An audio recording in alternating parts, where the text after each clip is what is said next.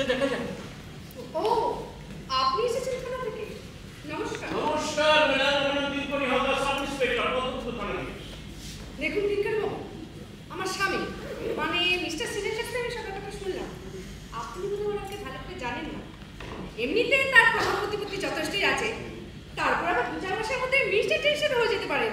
অন্তত এমএলএ যে হবেন তাতে কোনো সন্দেহই নেই। হ্যাঁ মিস্টার সেন, আপনি যে সমস্ত কথাগুলো বলেন আমি সবই জানি, কিন্তু অনুগ্রহ করে মিস্টার সেনকে যদি একটু খবর পাঠাতেন তাহলে আমার একটু উপকার হতো।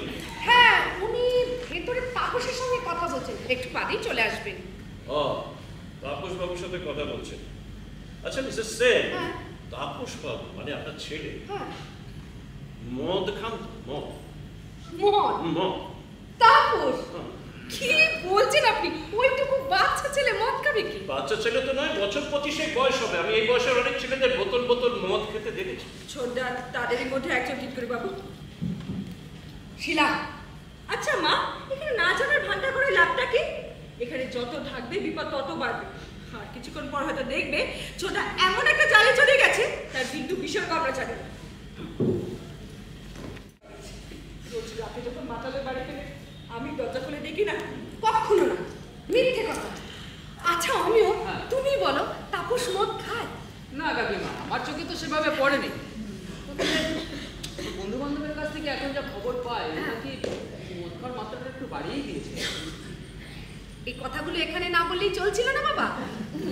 না মা, এই কথাটা এখানে না বললে সত্যিই চলছিল না। এই কথাটা বলার এটাই ঠিক সময়। সেই থেকে তো বলছি দেওয়াল তোলবার চেষ্টা করো না, ভেঙে চুরমার হয়ে যাবে। কিন্তু চুরমার তো উনি করছেন না, করছিস তো তুই। কিন্তু তুমি তো বুঝতেই পারছো না, উনি এখন আরম্ভই করেনি।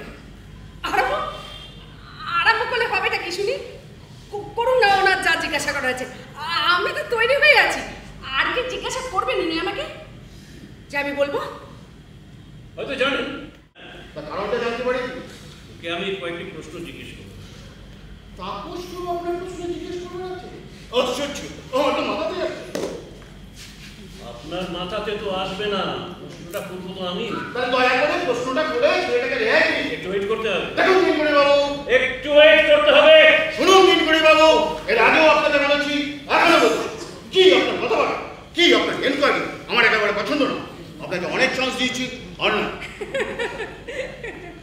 তুমি ভুল করছো বাবা। না, আমাদের চান্স তো উনি আমাদের দিচ্ছে। আমাদের লজ্জা পাওয়ার চান্সটা কোনো খালেই ছিল না, সেটাই আমি করে দিচ্ছি। আচ্ছা আমার সেটা হয়েছেটা কি বলতো? তবে আবার কি, মাথা গরমের দাঁত, ও তো বরাবরই ওই রকম। কোথাও একটু কিছু শুনলো তো মেয়ের একেবারে ধাত ছেড়ে গেল। তখন থেকে বলছি শুতে যা শুতে যা, তো কে কার কথা শুনি? কি হলো আপনি চুপ করে? নয়তো তাকে নিতে হতো শুধুমাত্র পেটের জ্বালা। তবু সন্ধ্যা চক্রবর্তীর নাম পরিবর্তন করে সে নতুন নাম নিল ঝর্ণা রায়।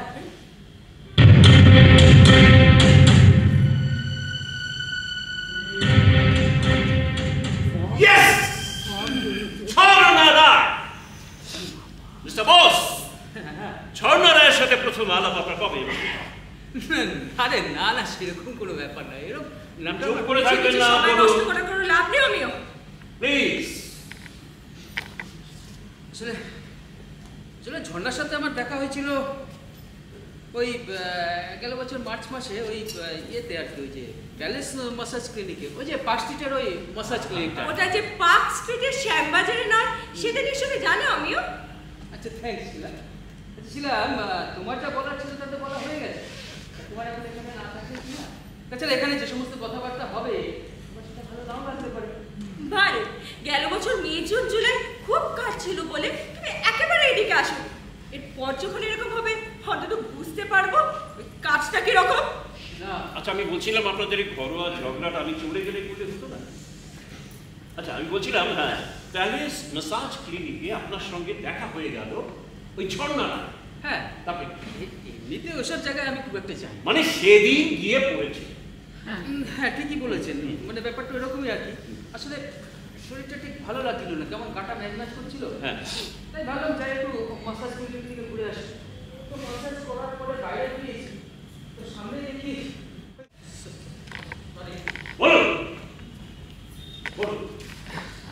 হ্যাঁ মানে হ্যাঁ মাসাজ করে বেরিয়েছি, এমন সময় সামনে থেকে ওই মেয়েটি মানে ঝর্ণা রায় ঘন কালো চুল, রংটা একটু চাপা, কিন্তু চোখগুলো কেমন হয়ে যায়, চোখগুলো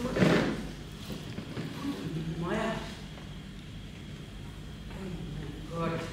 কি হলো? আমার মনে ছিল না যে আজ বিকেলবেলা নিয়ে মারা গেছে, তাই তো? আর আমরাই তাকে মেরে ফেলেছি। বিরক্ত করছে, হাত ধরে টানাটানি করছে, কাপড় ধরে টানছে।